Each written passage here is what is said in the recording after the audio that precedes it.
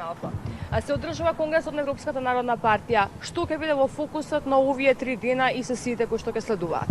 Добро вечер, благодарам за можноста да гостувам во дневникот на телевизија Алфа.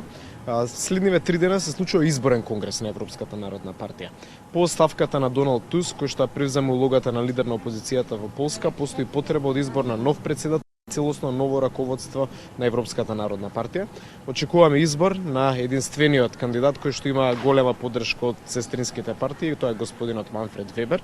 Исто така избор на ново раководство, нов генерален секретар, да се дискутира за голем број значајни прашања од глобалната и европската безбедност, посебно со фокусот секако на ситуацијата во Украина, но да не се запостави на овој конгрес и Западниот Балкан, каде што и ние како представници на ВМРО, како делегати со право на глас, секако планираме да ги наметнеме нашите ставови поврзани со европската интеграција на Република Македонија и потребата од што побрз почеток на пристапните преговори.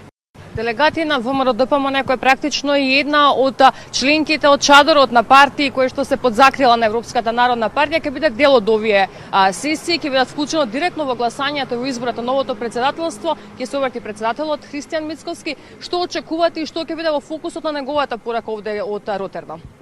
Да се истекне е дека делегацијата предводена од председателот Мицкоски исто така ќе има и голем број билатерални средби. Тие билатерални средби вклучуваат средби со голем број председатели на сестрински партии, од кои што дел се и премиери на своите држави, што значи дека тие се луѓето кои што ги носат и крајните одлуки во рамките на Европската унија и ние ќе ги информираме потребите од забрзано чекорење на Македонија кон евроинтеграцијскиот пат.